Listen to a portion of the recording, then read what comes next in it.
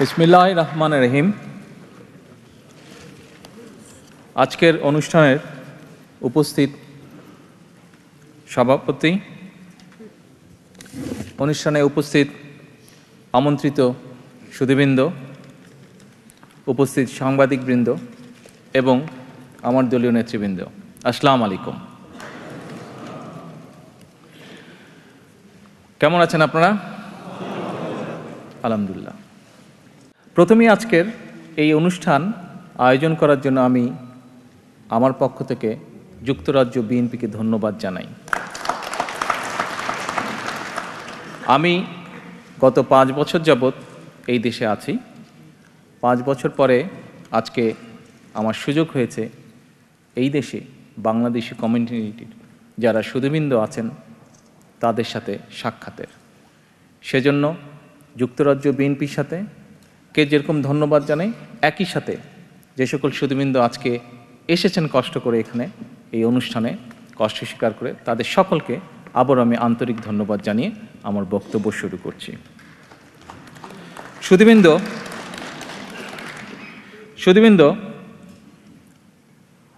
আজকে আপনারা সমাজে যে যে জায়গায় অবস্থান করছেন, আপনাদের এই অবস্থান প্রমাণ করে দেয় যে আপনাদের দীর্ঘ মেধা, পরিশ্রম এবং সততা যা সময়ের পরীক্ষায় উত্তীর্ণ। সুধীবৃন্দ, আপনাদের সামগ্রিকভাবে বা ব্যক্তিগতভাবে আপনাদের যে চিন্তা, আপনাদের যে চেতনা, আপনাদের যে ভাবনা, তা যেভাবে এই দেশের বাংলাদেশি কমিউনিটিকে প্রভাবিত করে অথবা দিক নির্দেশনা দেয় অথবা নতুন করে কিছু বুঝতে বা জানতে বা ভাবতে উৎসাহিত করে, ঠিক একইভাবে শুধু এই দেশের কমিউনিটি নয়, বরং আমি মনে করি সমগ্র বাংলাদেশ বলেন, সমগ্র বাংলাদেশি জাতিকে বলেন, একইভাবে আপনাদের চিন্তা, চেতনা, ভাবনা সকল কিছু দেশকে, জাতিকে একটি দিক নির্দেশনা দেয় বা নতুন করে ভাবতে, চিন্তা করতে শেখায়। এবং তাই আমি মনে করি যে আপনাদের দীর্ঘ জীবনের যে অভিজ্ঞতা, দীর্ঘ জীবনের যে পরিশ্রম, দীর্ঘ জীবনের যে সততা, তা দিয়ে আপনারা কোনো জিনিসকে ইমোশনালি বিচার না করে, বরঞ্চ আমি মনে করি, আমি বিশ্বাস করি আপনারা যুক্তি দিয়ে এবং সত্যের কোষ্ঠী পাথরে যাচাই করে বিচার করেন, এটি আমি মনে করি। সুধীবৃন্দ, আজকে এখানে আমরা অনেক গুরুত্বপূর্ণ বক্তব্য শুনেছি অনেক গুণী ব্যক্তির কাছ থেকে। কেউ বলেছেন দেশের অর্থনীতি নিয়ে, কেউ বলেছেন দেশের ভবিষ্যৎ অর্থনীতি এবং সমাজনীতি নিয়ে, কেউ বলেছেন দেশের রাজনীতি নিয়ে, কেউ বলেছেন দেশের আইন শৃঙ্খলা নিয়ে। কেউ তাদের অনুভূতির কথা বলেছেন, কিভাবে দেশকে তারা ভালোবাসেন, কিভাবে দেশের জন্য তারা চিন্তা করেন। সুধীবৃন্দ, একটি জিনিস আমি এখানে আমাদের মঞ্চে উপবিষ্ট যে সকল অতিথি আছেন আজকে, তাদের মধ্যে হাসনাত সাহেব একটি কথা বলে গিয়েছেন ওনার বক্তব্যে, যে ইতিহাস ইতিহাসের মতনই চলবে, ইতিহাসকে ইতিহাস দিয়েই বিচার করতে হবে। আজকে আমি আপনাদের সাথে, আপনাদের সামনে সেই জন্য ইতিহাসের কিছু বিষয় তুলে ধরতে চাই। সুধীবৃন্দ, সম্মানিত অতিথিবৃন্দ, যেহেতু আমি একজন রাজনীতিবিদ, স্বাভাবিকভাবে রাজনীতির সাথে ইতিহাসের একটি সম্পর্ক আছে। এবং এক বক্তা এখানে বলে গেছেন যে আমাদেরকে ইতিহাসটা জানতে হবে। ইতিহাসটা যদি আমরা জানি, তাহলেই কিন্তু আমরা ভবিষ্যৎ সম্পর্কে অনেক কিছু সিদ্ধান্ত, অনেক সঠিক সিদ্ধান্ত গ্রহণ করতে পারব। আমরা যদি অতীতের সঠিক ইতিহাসটা জানতে পারি, তাহলে ভবিষ্যতে সঠিক এবং বেঠিক এটির বিচার আমরা করতে পারব। কারো উপরে দোষারোপ নয়, বরঞ্চ যুক্তির খাতিরে, তর্কের খাতিরে, কোনো ইমোশন দিয়ে নয়, যুক্তি তর্ক দিয়ে আমাদেরকে কতগুলো জিনিস জানতে হবে, বুঝতে হবে। এবং শুধু জানলে এবং বুঝলে নিজেরা চলবে না, সমগ্র জাতিকে এটি জানাতে হবে। সুধীবৃন্দ, আমরা আজকে আমাদের স্বাধীনতার 43 বছর পার করছি। 43 বছরে আমাদের দেশে একটি রাজনৈতিক গোষ্ঠী একটি অযথা বিতর্কের সৃষ্টি করে। আমি মনে করি আমাদের বিশাল যে জনগোষ্ঠী আছে, কিছু কিছু মানুষ আছেন যারা সেই বিতর্কে বিভ্রান্ত হয়েছেন। আমি আপনাদের মাধ্যমে এবং আপনাদের সামনে সহ তাদের সকলের সামনে এই সকল বিভ্রান্তি কিছু কিছু দূর করার চেষ্টা করতে চাই। আমি যা কিছু আপনাদেরকে বলবো তা ঐতিহাসিক দলিলের ভিত্তিতে বলতে চাই। আমার নিজের কোনো কথা আমি বলবো না, আমি ঐতিহাসিক দলিলের ভিত্তিতে আপনাদের সামনে কিছু তথ্য উপস্থাপন করতে চাই। সুধীবৃন্দ, আপনারা নিশ্চয়ই এরই মধ্যে বাংলাদেশি যারা আছেন এই দেশে, তারা দেখেছেন, দেশের মানুষ অবশ্যই দেখেছেন যে গত 25শে মার্চ তারিখে যুক্তরাজ্য বিএনপি একটি অনুষ্ঠানের আয়োজন করে। সেই অনুষ্ঠানের মূল বিষয়বস্তু ছিল যে বাংলাদেশের প্রথম রাষ্ট্রপতি হচ্ছেন শহীদ রাষ্ট্রপতি জিয়াউর রহমান এবং বাংলাদেশের সত্যিকারভাবে স্বাধীনতার, বাংলাদেশ যে ইন্ডিপেন্ডেন্ট 26শে মার্চ থেকে বাংলাদেশ যে একটি স্বাধীন রাষ্ট্র, বাংলাদেশ যে একটি সার্বভৌম রাষ্ট্র হিসাবে আত্মপ্রকাশ করেছে, এই কথাটি বিশ্ববাসী, সমগ্র দেশবাসী সহ বিশ্ববাসীর সামনে এটি তুলে ধরেছিলেন, প্রকাশ করেছিলেন শহীদ রাষ্ট্রপতি জিয়াউর রহমান। এই কথাটি এই মঞ্চে উপস্থিত একজন বক্তা আমাদের এই বক্তব্য যখন শুরু হয়, অনুষ্ঠানের শুরুতে বলে গেছেন, উনি নিজের কানে শুনেছেন। আসুন আমরা আবার ফিরে যাই ইতিহাসের পাতায়। আপনারা নিশ্চয়ই খবরের পাতায় দেখেছেন, সেদিন আমার বক্তব্যে আমি অনেকগুলো কোয়েশ্চেন করেছিলাম, কোয়েশ্চেন তুলে ধরেছিলাম। কাদের কাছে? সমগ্র দেশবাসীর কাছে। যে বর্তমানে শেখ হাসিনা বা আওয়ামী লীগ যা দাবি করছে তাই যদি হয়ে থাকে, তাহলে 8ই মার্চ, শেখ মুজিবের 7ই মার্চের বক্তৃতার পরে 8ই মার্চ কেন সরকার, স্বাধীন সরকার, বাংলাদেশের সরকার গঠিত হয়নি? এরকম আরও অনেকগুলো প্রশ্ন ছিল। যদি 7ই মার্চে স্বাধীনতা ঘোষণা করে থাকে, তাহলে 17ই এপ্রিল কেন মুজিব সরকার গঠিত হলো?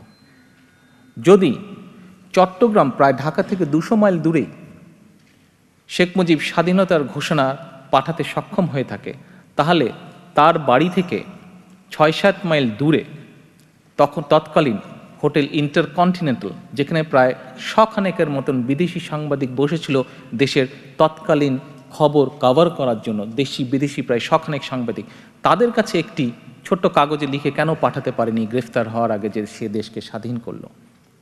আপনারা দেখেছেন আমার সেই বক্তব্য পত্রিকায় প্রকাশিত হওয়ার পরে শেখ হাসিনা বলেন এবং তার দলের অন্য নেতৃবৃন্দ বা যারা আছে, প্রত্যেকে কোন ভাষায় কথা বলেছে। তারা কিন্তু কেউ একটি প্রশ্নের উত্তরও কিন্তু দেয়নি। কোনো প্রশ্নের উত্তর, যতগুলো প্রশ্ন করা হয়েছিল কোনো প্রশ্নের উত্তর কিন্তু তারা দেয়নি। বরং তারা কিভাবে কথা বলেছে? তারা বলেছে যে যারা যারা আমার এই কথাটির সাথে সাথে, পত্রিকায় আমরা সবাই দেখেছি যে আমার দেশনেত্রী বেগম খালেদা জিয়া এই কথা বলেছেন, বিএনপির আরও নেতৃবৃন্দ এই কথা বলেছেন। বিএনপির বাইরে যারা আছেন, দল করেন না কিন্তু জাতীয়তাবাদী শক্তিকে, বাংলাদেশি জাতীয়তাবাদী শক্তিকে পছন্দ করেন, এ ধরনের বহু গুণী মানুষ এই কথাগুলি বলেছেন। আমরা কি দেখলাম? দেখলাম যে আওয়ামী লীগ কীভাবে রিয়্যাক্ট করলো এই কথার। তারা গণতন্ত্রের ভাষায় রিয়্যাক্ট করেনি।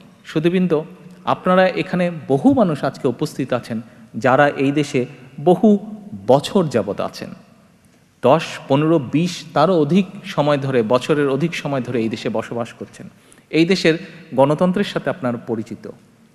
কাজেই আপনাদের জন্য, আপনারা যদি শেখ হাসিনা এবং তার দলীয় নেতৃবৃন্দের সেই রিয়াক্টিভ বক্তব্যগুলো যদি দেখে থাকেন পত্রপত্রিকায়, আপনাদের জন্য যাচাই করতে মোটেও কষ্ট হবে না যে তারা গণতান্ত্রিক ভাষায় কথা বলেছে নাকি অগণতান্ত্রিক ভাষায় কথা বলেছে। এবং শুধু আপনাদের জন্যই নয়, আজকে বাংলাদেশের মানুষের কাছেও পরিষ্কার হয়ে গেছে যে তারা গণতান্ত্রিক ভাষায় কথা বলেনি। আমি তাদের কাছে কতগুলো প্রশ্নের উত্তর চেয়েছিলাম, তাদের একজন নেতৃবৃন্দ, একজন নেতা, একটা কর্মীও একটি প্রশ্নের উত্তর দিতে পারেনি। এতে কি প্রমাণ হলো? এতে প্রমাণ হলো যে আমরা যা বলেছি তাই সঠিক বলেছি।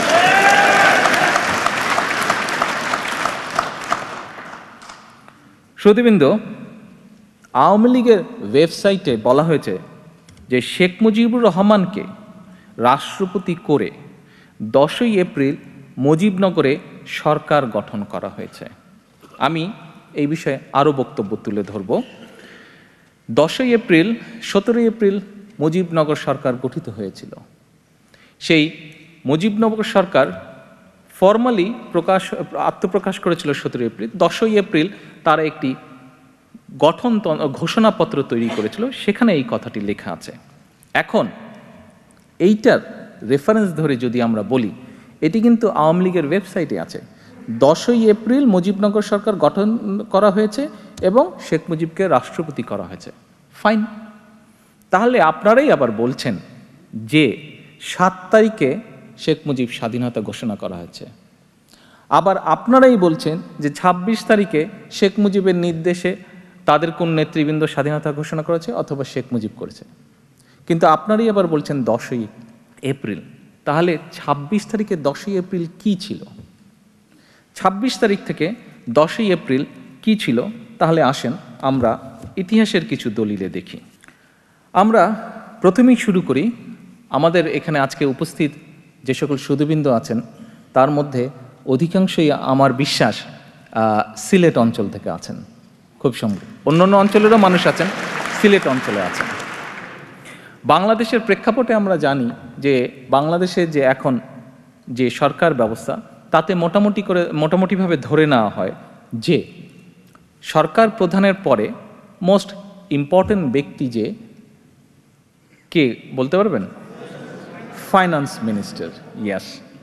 তো আমাদের বাংলাদেশের সিলেট জেলা থেকে বহুদিন যাবতই ফাইন্যান্স মিনিস্টার নিযুক্ত হয়ে আসছে প্রায় প্রতিটি সরকারে। ভবিষ্যতে আমি বলতে পারবো না ভবিষ্যতে কোন জেলা থেকে হয়। তো এখন বর্তমানেও এই অবৈধ সরকার, শেখ হাসিনার অবৈধ সরকারের একজন অবৈধভাবে নির্বাচিত একজন ফাইন্যান্স মিনিস্টার আছে। সরি, ওয়েল, আচ্ছা, রাবিশি বলেন আর ভোগাজি বলেন, এই ভদ্রলোক 27 কি 28 তারিখে, আমি 25 তারিখে যে বক্তব্য রেখেছিলাম, 27 কি 28 তারিখে ওই বক্তব্যের রিয়াকশনে উনি একটি পত্রিকা আমি দেখলাম, উনি বলেছেন যে কারো ঘোষণা টোষণায় কোনো স্বাধীনতা আসেনি, এরকম একটি কথা উনি বলেছেন। শহীদ জিয়াকে কটাক্ষ করে উনি এরকম কথা বলেছেন। উনি একটি বই লিখেছেন, বইটি হচ্ছে Bangladesh emergency of a nation, written by A.M.A. Muhith. এই বইটির 143 নম্বর পাতায় উনি লিখেছেন, major Ziaur Rahman within bracket later president of Bangladesh bracket close was the first to announce the independence of Bangladesh.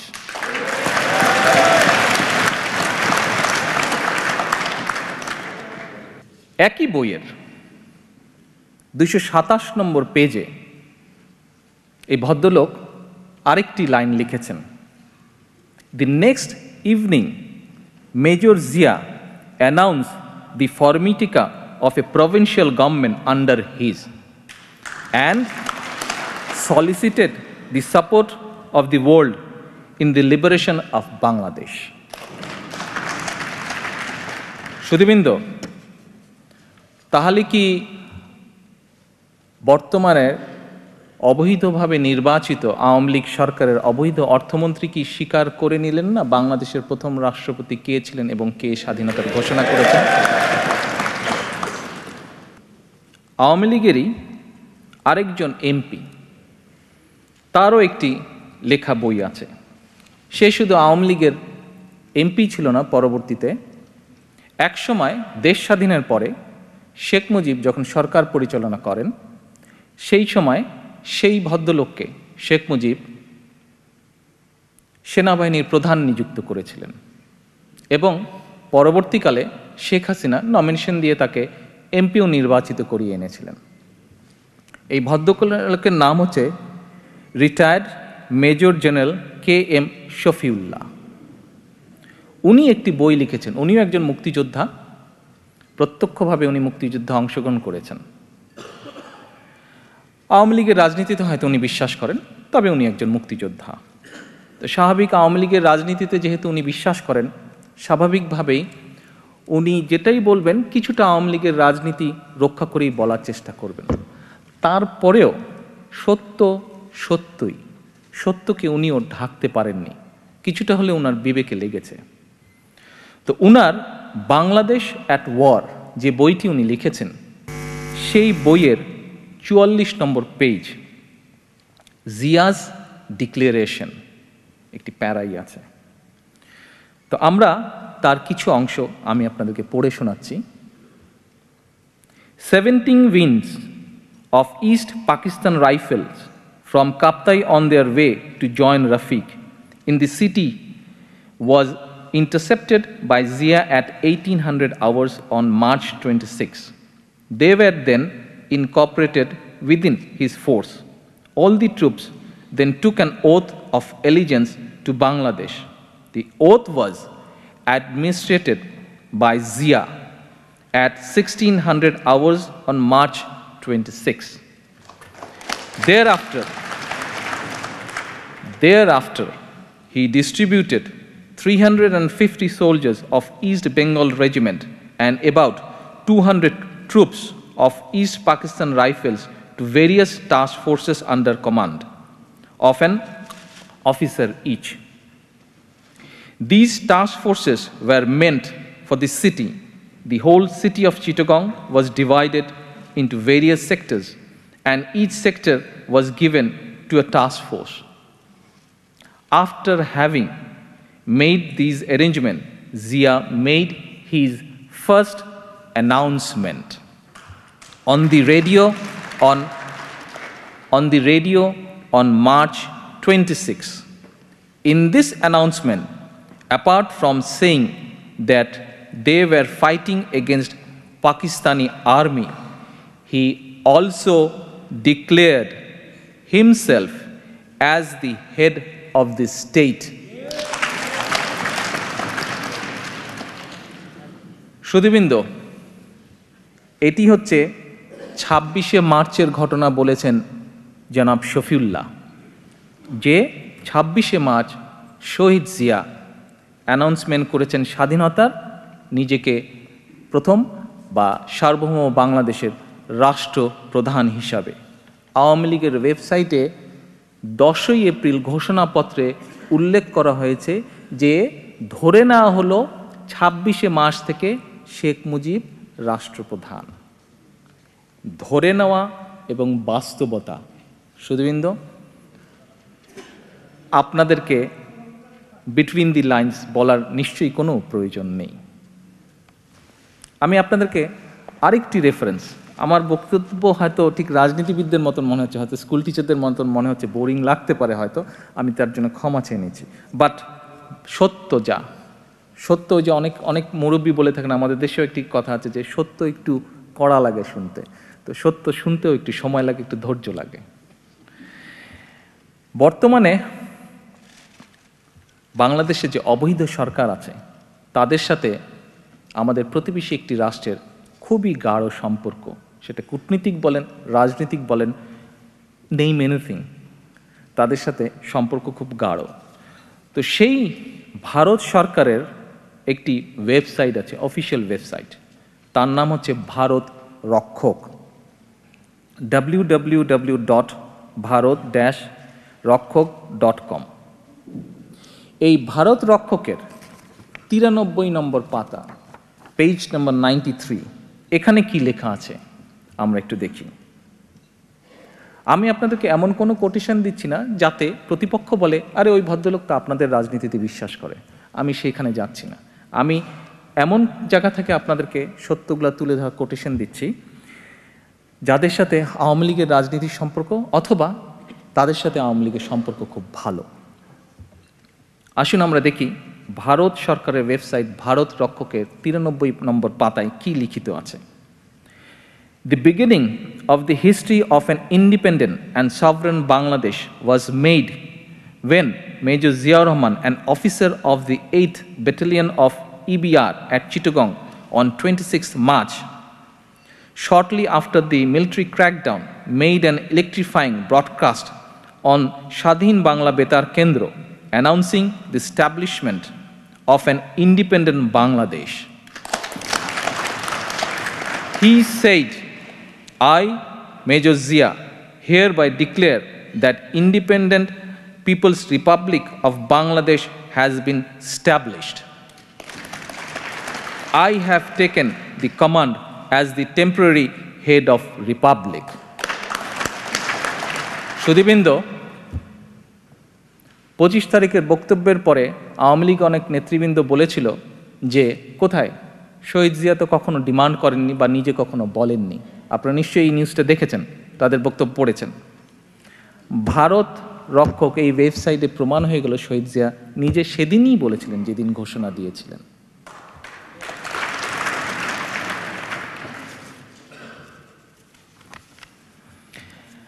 এখন সুধীবৃন্দ, আপনাদেরকে আমি একটি বিষয় বলতে চাই। কি সেই বিষয়টি? বিষয়টি হচ্ছে যে শেখ হাসিনা ওই দিন তার রিয়াকশনে বলেছিলেন যে 400 টাকার মেজর কোনো স্বাধীনতার ঘোষণা করেনি। আমি মনে করি এই কথাটি বলে শেখ হাসিনা বাংলাদেশের সকল মুক্তিযোদ্ধাকে প্রচণ্ডভাবে অপমান করেছেন। আমরা তখন হয়তো ছোট ছিলাম, আমরা বইয়ের পাতায় পড়েছি, ইতিহাসের পাতায় পড়েছি, কিন্তু যারা সেদিন স্বচক্ষে দেখেছেন যুদ্ধ, যারা যে সেদিন প্রত্যক্ষভাবে যুদ্ধে অংশগ্রহণ করেছেন, তারা সেদিন দেখেছেন সেই 400 টাকার মেজর, 200 টাকার ক্যাপ্টেন, 100 টাকার সিপাই, 50 টাকার ক্ষেত খামারের মজুর বা কামলা, তারাই সেদিন একবেলা খেয়ে আধাবেলা খেয়ে লুঙ্গি পরে সেদিন অস্ত্র হাতে যুদ্ধ করেছিল। সেদিন তারাই যুদ্ধের ডাক দিয়েছিল, যুদ্ধে ঝাঁপিয়ে পড়েছিল। বাংলাদেশের তৎকালীন 7.5 কোটি মানুষ যাদেরকে দায়িত্ব দিয়েছিল, তারা সেদিন নিরাপদে কলকাতায় গিয়ে আশ্রয় নিয়েছিল। বাংলাদেশের সেদিনকার 7.5 কোটি মানুষ দায়িত্ব দিয়েছিল আলফা ইন্স্যুরেন্স কোম্পানির ইন্স্যুরেন্সের ব্রোকার শেখ মুজিবুর রহমানকে বাংলাদেশের স্বাধীনতা ঘোষণা করার জন্য, স্বাধীন বাংলাদেশের দায়িত্ব নেওয়ার জন্য। কিন্তু সেটি বুঝতে বা করতে শেখ মুজিব ব্যর্থ হয়েছিলেন।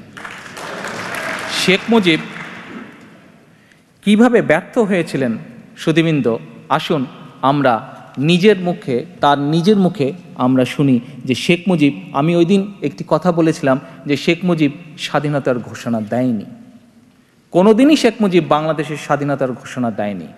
আজকে আমি আবারও কথাটি বলছি এবং এটার সাথে আমি যোগ করতে চাচ্ছি যে শেখ মুজিব কোনোদিন বাংলাদেশের ঘোষণা দিবে এমন কথা শেখ মুজিব নিজে কোনোদিন চিন্তাও করে নাই। কারণ সেদিন আমি বলেছিলাম যে শেখ মুজিব যদি স্বাধীনতার ঘোষণাই করত, তাহলে কেন সে ইয়াহিয়া খানের সাথে ইন্টারকনে পরপর 5 দিন মিটিং করলো, কারণ স্বাধীন দেশের একজন নেতার অন্য একটি দেশের নেতার সাথে এভাবে দর কষাকষি করার কোনো যৌক্তিক কারণ থাকতে পারে না। কাজেই আজকে আসুন আমরা দেখি শেখ মুজিব নিজেই কিভাবে চায়নি বাংলাদেশের স্বাধীনতা, অর্থাৎ সে কোনোদিন বাংলাদেশের স্বাধীনতা বলতেই চায়নি। আপনারা যদি স্ক্রিনের দিকে একটু দেখেন এবং ভালো করে nobody can stop it. Autonomy of East Pakistan. Nobody can stop it. Autonomy? Oh, definitely. I want to live like a free citizen of a free country. You mean independence? That I don't mean. You mean independence? That I don't mean. You mean independence? That I don't mean. Thank you sir. সুধীবৃন্দ, আপনারা কি আরেকবার দেখতে চান? Are you sure to win this cause? Oh, nobody can stop it. Autonomy of East Pakistan. Nobody can stop it. Autonomy? Oh, definitely. I want to live like a free citizen of a free country. You mean independence? That I don't mean. You mean independence? That I don't mean. You mean independence? That I don't mean. সুধীবৃন্দ, এই যে ছোট্ট সংক্ষিপ্ত ভিডিওটি, এটি French TV এই সাক্ষাৎকারটি নিয়েছিল শেখ মুজিবের। এটি শেখ মুজিব যখন 25শে মার্চ রাত্রে গ্রেফতার হলো পাকিস্তানিদের হাতে, তখন 26শে মার্চ 1971 সালে তারা এটি প্রকাশ করে এই ভিডিওটি। এই ভিডিওটাতে আমরা কি দেখলাম? শেখ মুজিবের নিজের ভাষায়, নিজের গলায়, ও autonomy, nobody can stop my autonomy. তার মানে all his life he fought for autonomy. যেই 6 দফা সে বলেছিল, সেই 6 দফার কথা সেই বলল যে তার 6 দফা কেউ বন্ধ করতে পারবে না। আপনারা নিজের কানেই শুনলেন যে সাংবাদিক তাকে জিজ্ঞেস করছে, সে বলছে আমি একটি স্বাধীন মানুষের মতন বাঁচতে চাই। সাংবাদিক তাকে জিজ্ঞেস করছে তাহলে কি তুমি ইন্ডিপেন্ডেন্স বলছো? সে কি উত্তর দিল? That I don't mean. অর্থাৎ সে স্বাধীনতা, স্বাধীন সার্বভৌম স্বাধীনতা, সার্বভৌম বাংলাদেশ, এটি উনি মিন করেন নাই।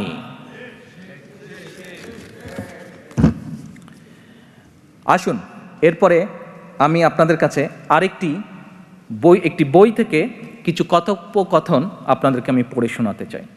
বইটির নাম হচ্ছে মুক্তিযুদ্ধের পূর্বাপর। এই বইটি কিছুদিন আগে প্রথমা প্রকাশনা, এটা বোধহয় প্রথম আলোর কিছু একটা হবে, তারা এটি পাবলিশ করেছে। বইটি 2013 সালে, আমার কাছে যেই সংখ্যাটি আছে এটি প্রকাশিত হয়েছে 2013 সালে, বোধহয় রিপ্রিন্ট হয়েছে 2011 বা 12তে তারা প্রথম এটি প্রিন্ট করে। আচ্ছা, এই বইতে 3 জন মানুষের টোটাল কথোপকথন আছে।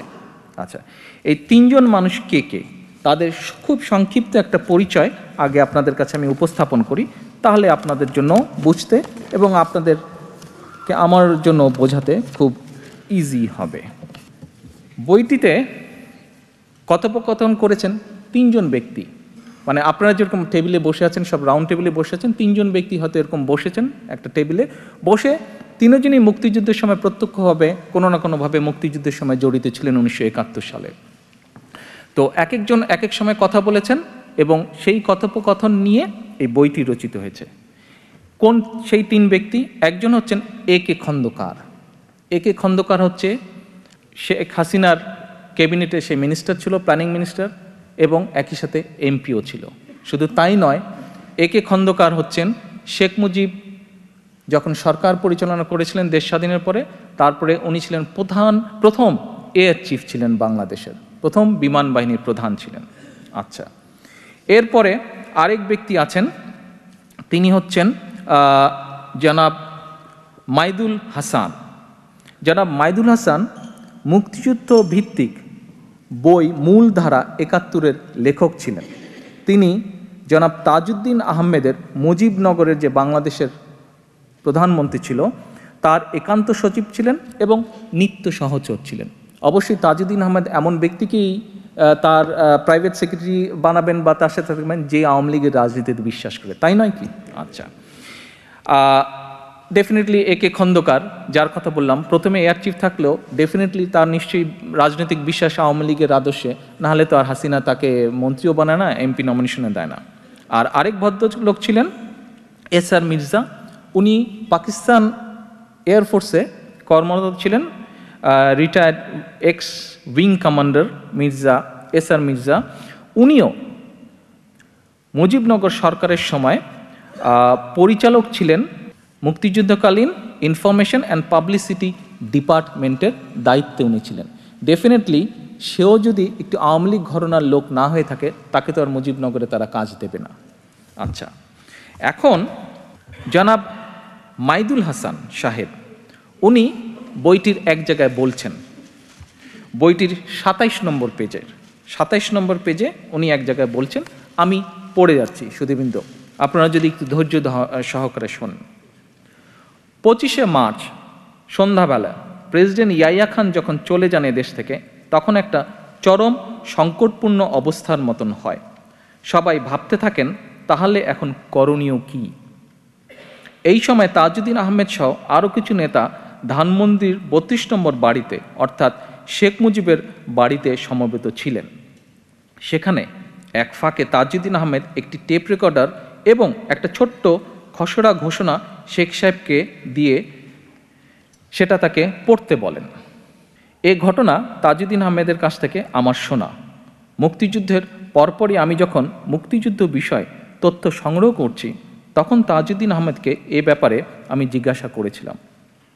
ঘোষণাটা তাজউদ্দিন আহমেদের নিজের লেখা ছিল। লেখাটা ছিল এমন: পাকিস্তানি সেনারা আমাদের আক্রমণ করেছে অতর্কিতভাবে, তারা সর্বত্র দমননীতি শুরু করেছে। এ অবস্থায় আমাদের দেশের স্বাধীনতা সংগ্রামকে সবাইকে ঝাঁপিয়ে পড়তে হবে, এবং আমি বাংলাদেশের স্বাধীনতা ঘোষণা করলাম নির্বাচিত রাষ্ট্রপতি হিসাবে। এই খসড়া ঘোষণাটা শেখ মুজিবুর রহমানকে দেওয়ার পরে সেটা তিনি পড়লেন, কিন্তু তিনি এ বিষয়ে কিছু বললেন না, নিরুত্তর রইলেন, অনেকটা এড়িয়ে গেলেন। এগুলা কিন্তু সব তাজউদ্দিনের ভাষায় এখানে বলা হয়েছে। তাজউদ্দিন আহমেদের ভাষ্য অনুযায়ী তিনি যখন তাকে বললেন, মুজিব ভাই, এটা আপনাকে বলে যেতেই হবে, কেননা কালকে কি হবে, আমাদের সবাইকে যদি গ্রেফতার করে নিয়ে যায় তাহলে কেউ জানবে না কি তাদের করতে হবে। এই ঘোষণা কোনো না কোনো জায়গা থেকে কপি করে আমরা জানাবো, যদি বেতার মারফত কিছু করা যায় তাহলে সেটাই করা হবে। শেখ সাহেব তখন উত্তর দিয়েছিলেন, সুধীবৃন্দ, আপনারা মনোযোগ দিয়ে আমার কথা শুনছেন আমি জানি, কিন্তু এই কথাটায় আপনাদের আরেকটু মনোযোগ দেওয়ার জন্য আমি বিশেষভাবে অনুরোধ করব। শেখ সাহেব তখন উত্তর দিয়েছিলেন, এটা আমার বিরুদ্ধে একটি দলিল হয়ে থাকবে, এর জন্য পাকিস্তানিরা আমাকে দেশদ্রোহের জন্য বিচার করতে পারবে। এই কথার পিঠে তাজউদ্দিন অত্যন্ত ক্ষুব্ধ হয়ে সঙ্গে সঙ্গে রাত সম্ভবত 9টার পর 32 নম্বর ছেড়ে চলে যান। সুধীবৃন্দ, তাজউদ্দিনের আহমেদের এই কথাটি অথবা মাইদুল হোসেন যা বলেছেন এই বইয়ে তাজউদ্দিন আহমেদকে কোট করে, এবং আপনারা একটু আগে ভিডিওতে যা দেখলেন, তার সাথে কি আমরা সামঞ্জস্য পাচ্ছি? আমরা যদি তার সাথে সামঞ্জস্য সুধীবৃন্দ পেয়েই থাকি, তাহলে এবং অন্য যেই বিষয়গুলো আপনাদের সামনে আমি তুলে ধরলাম স্বাধীনতার ঘোষণা প্রসঙ্গে, তাহলে কি আজকে এই কটি কথা থেকেই পরিষ্কার হয়ে দাঁড়ায় যে it is not Sheikh Mujibur Rahman but শহীদ রাষ্ট্রপতি জিয়াউর রহমান, যিনি বাংলাদেশের সত্যিকার অর্থে, ঘোষক অর্থে নয় কিন্তু স্বাধীনতা ডিক্লারেশন অর্থে আনুষ্ঠানিক স্বাধীনভাবে বাংলাদেশকে ঘোষণা করার দায়িত্ব কাঁধে নিয়ে যিনি ঘোষণা করেছিলেন, যিনি সেদিন 7 কোটি বাংলাদেশের মানুষের সত্যিকার মনোভাব বুঝতে পেরেছিলেন, সেটি হচ্ছে শহীদ রাষ্ট্রপতি জিয়াউর রহমান, নট শেখ মুজিবুর রহমান।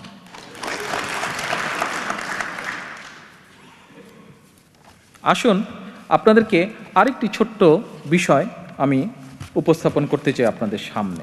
সেটি হচ্ছে কি, বক্তব্যের শুরুতেই যেটি আমি বলেছিলাম একটি কথা, যে আওয়ামী লীগের ওয়েবসাইট দিয়ে 10ই এপ্রিল কোট করে তারা ওয়েবসাইটে যেটি বলেছে, কি ছিল এই কথাটা? আমরা যদি ঠিক ঘোষণাপত্র অনুযায়ী কথাটা আমরা পড়ি তাহলে কি ছিল আসেন দেখি।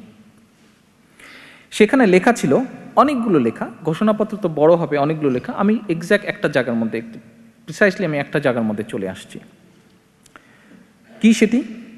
এত দ্বারা দৃঢ়ভাবে ঘোষণা ও সিদ্ধান্ত করিতেছি যে সংবিধান, এটি কিন্তু 10 এপ্রিল, তখনও বাংলাদেশ স্বাধীন হয়নি, যুদ্ধ শুরু হয়ে গেছে। মুজিবনগর যে সরকার, তারা এই খসড়াটি রেডি করেছে। তখনও একটি খসড়া, এটি একটি স্বাধীনতার ঘোষণাপত্র, বাংলাদেশের সংবিধান তখনও রচিত হয়নি। সেজন্য তারা এইভাবে কথাগুলো বলছে, এত দ্বারা দৃঢ়ভাবে ঘোষণা ও সিদ্ধান্ত করিতেছি যে সংবিধান প্রণীত না হওয়া পর্যন্ত শেখ মুজিবুর রহমান প্রজাতন্ত্রের রাষ্ট্রপতি থাকিবেন এবং সৈয়দ নজরুল ইসলাম প্রজাতন্ত্রের উপরাষ্ট্রপতি থাকিবেন। আপনারা যদি খেয়াল করে থাকেন কি বলেছে? সংবিধান রচিত না হওয়া পর্যন্ত। আচ্ছা, এটি হচ্ছে 10ই এপ্রিল 1971 সাল। শেখ মুজিবুর রহমান 16 ডিসেম্বর দেশ স্বাধীন হলো। শেখ মুজিবুর রহমান 1972 সালের 10ই জানুয়ারি বাংলাদেশে আসলেন। 12ই জানুয়ারি উনি সরকারের একটি পদ গ্রহণ করলেন। আপনাদের কি মনে আছে উনি কি পদ গ্রহণ করেছিলেন? জি, আচ্ছা। এখন আমরা যদি এই ঘোষণাটা বা এই খসড়াটা, যেটি মুজিবনগর সরকারই খসড়াটি তৈরি করেছিল, ওখানে কি আছে? সংবিধান প্রণীত না হওয়া পর্যন্ত Sheikh Mujib president, Tajuddin vice president, Syed Nazrul Islam vice president থাকিবেন বলা আছে। Sheikh Mujib president, Syed Nazrul Islam vice president থাকবেন সংবিধান গঠিত না হওয়া পর্যন্ত। শেখ মুজিব আসলেন 10 তারিখে, 12 তারিখে প্রধানমন্ত্রী হয়ে গেলেন। দেশে কোনো সংবিধান নেই। সুধীবৃন্দ, আমরা কি বলতে পারি না শেখ মুজিব স্বাধীনতার ঘোষণা দেননি? শেখ মুজিব প্রমাণের ভিত্তিতে, শেখ মুজিব স্বাধীনতা ঘোষণা বলতে গেলে হয়তো চানইনি। আমরা কি এখন এটাও বলতে পারি না যে শেখ মুজিব যে এসে প্রধানমন্ত্রী হয়ে গেলেন, উনি একজন অবৈধ প্রধানমন্ত্রী ছিলেন? 72 সালে শেখ মুজিব এসে যখন প্রধানমন্ত্রী হয়ে গেলেন, আজকে তার কন্যা যেভাবে অবৈধভাবে নির্বাচিত, শেখ মুজিবও সেদিন অবৈধভাবে জোর করে প্রধানমন্ত্রী হয়ে গেলেন, যেভাবে আজকে শেখ হাসিনা জোর করে দেশের প্রধানমন্ত্রী হয়ে আছে। এরপরে আরেকটি কথা বলতে চাই আমি আপনাদের সামনে। শেখ মুজিব মুজিবনগরের খসড়ার ঘোষণা এবং বাংলাদেশের সংবিধানের প্রেক্ষাপটে বিচার করলে অবৈধ হয়ে যায় সে।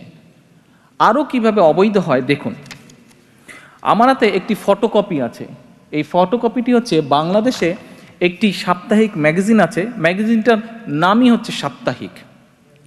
ম্যাগাজিনটার নামই হচ্ছে সাপ্তাহিক। এই সাপ্তাহিক ম্যাগাজিনের একটি সংখ্যাটি হচ্ছে 28শে অক্টোবর 2010। 28শে অক্টোবর 2010। এখানে ডক্টর কামাল হোসেন, যেই কামাল হোসেন শেখ মুজিবের সাথে ওই কয় মাস পাকিস্তানের জেলে বন্দী ছিলেন। এই কামাল হোসেন শেখ সাহেব ফিরে আসার সময় একই ফ্লাইটে বাংলাদেশে শেখ সাহেবের সাথে গিয়েছিলেন। এই কামাল হোসেন পরবর্তীতে ফরেন মিনিস্টারও ছিল। এই কামাল হোসেনের নিজের মুখের সাক্ষাৎকার। কি সেই সাক্ষাৎকারটা? দেশে ফেরার জন্য উনি বলছেন, ডক্টর কামাল হোসেন এক সাক্ষাৎকারে জানিয়েছেন, সাপ্তাহিক 2010-এর 28শে অক্টোবর, ডক্টর কামাল হোসেন এক সাক্ষাৎকারে জানিয়েছেন, দেশে ফেরার জন্য মুজিব ও কামাল হোসেন পাকিস্তানি পাসপোর্ট তৈরি করেছিলেন 1972 সালের জানুয়ারি মাসে।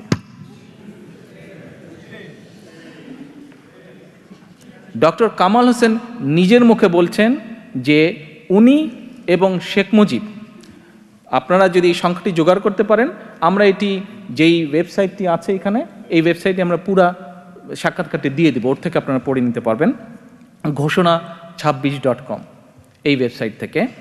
এই সাক্ষাৎকারের মধ্যে ডক্টর কামাল বলছেন, জেলখানায় অথরিটি আসলো, তাদেরকে বলল যে আমরা তো লন্ডন হয়ে বাংলাদেশে যাব, যেহেতু তখন পাকিস্তানি কোনো এয়ারক্রাফট ইন্ডিয়ান টেরিটরির উপর দিয়ে আসতে পারবে না, সেই জন্য তারা একবার চিন্তা করলো যে ইউএনের এয়ারক্রাফটে যাবে তারা। আচ্ছা ঠিক আছে, ভালো কথা, ইউএনের এয়ারক্রাফটে যাবে। তারপরে বোধহয় ডিসিশন চেঞ্জ করলো, কিন্তু এখন কোন ডকুমেন্ট নিয়ে যাবে আমি বুঝলাম না।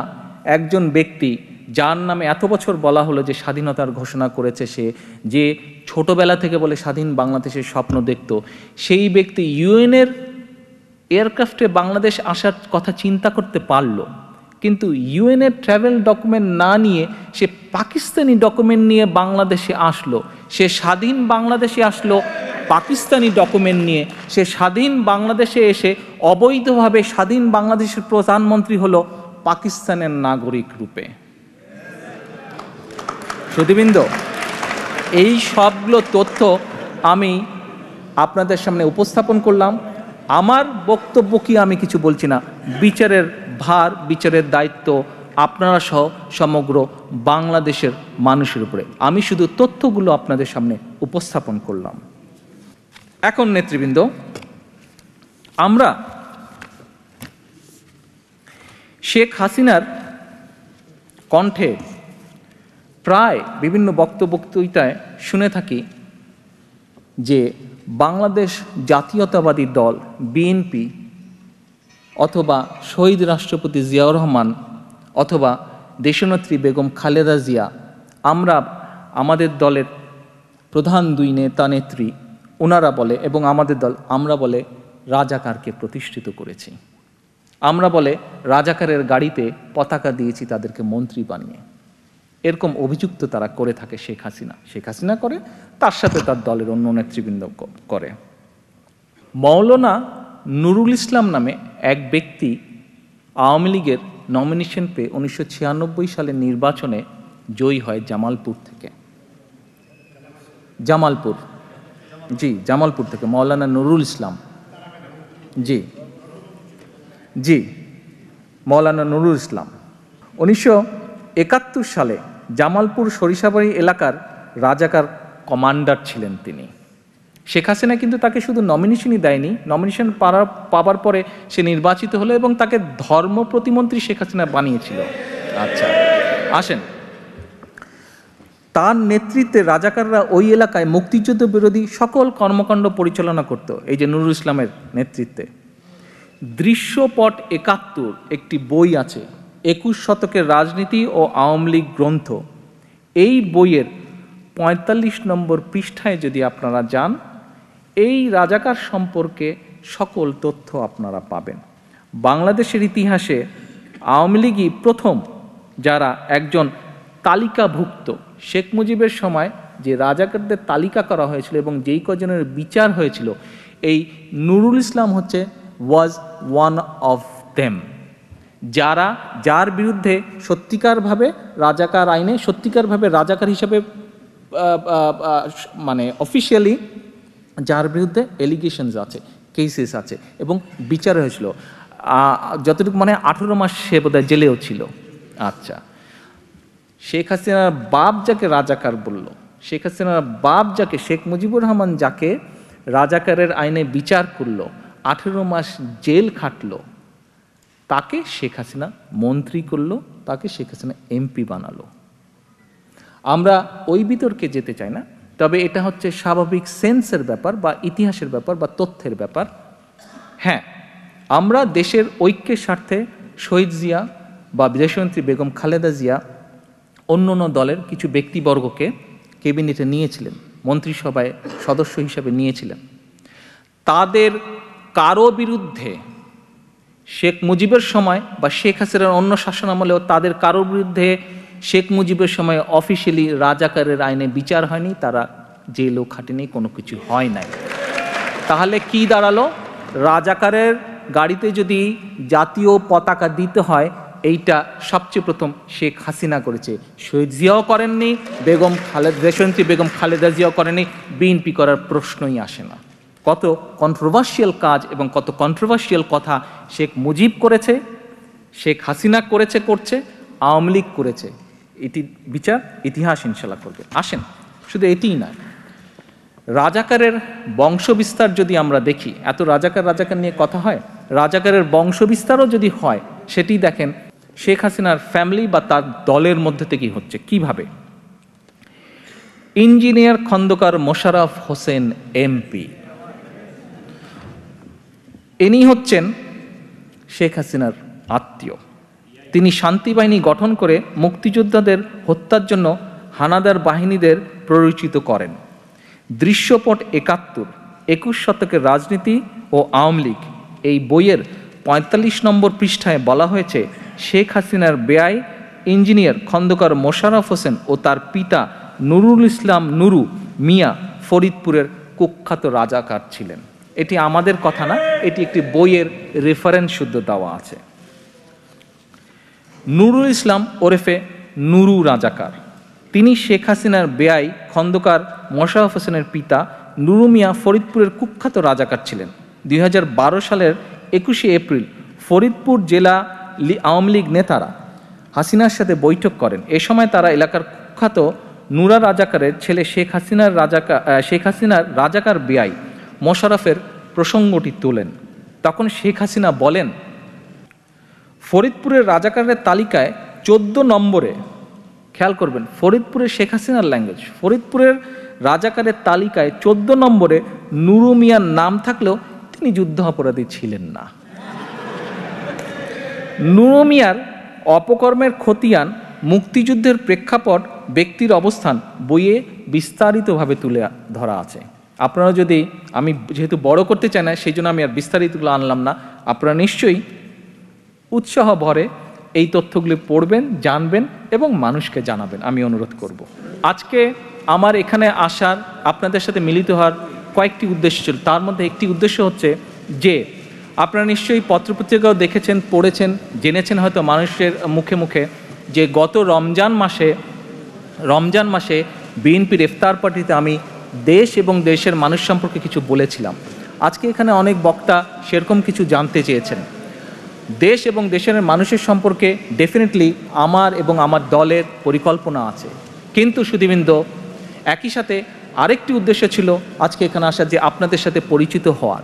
বিকজ যখন ইনশাল্লাহ ভবিষ্যতে সুযোগ আসবে, এই কমিউনিটির মধ্যে অনেক প্রতিভাবান মানুষ আছেন যারা বাংলাদেশি, যারা দেশের জন্য অবদান রাখতে সক্ষম হবেন। এবং আমার দৃষ্টিতে আজকে বক্তাদের মাঝেই কয়েকজনকে আমি আজকে পেয়েছি। আমি বিশ্বাস করি যে ইনশাল্লাহ ভবিষ্যতে যখন সুযোগ আসবে তাদেরকে আমরা কাজে লাগাবো। তবে সুধীবৃন্দ, আজকে মেইন যে আমার উদ্দেশ্যটা ছিল, আমি আগেই বলেছি সুধীবৃন্দ, যে আপনারা সমাজের বিবেকের মতন, আপনারা যারা আজকে এখানে এসছেন আমন্ত্রিত হয়ে, আপনারা সমাজের বিবেকের মতন, আপনাদের চিন্তা, আপনাদের চেতনা, আপনাদের ভাবনা সমাজকে সামনে এগিয়ে নিয়ে যেতে সাহায্য করে, সহায়ক করে। আপনাদের চিন্তা, আপনাদের চেতনা, আপনাদের ভাবনা সমাজকে দিক নির্দেশনা দেয়।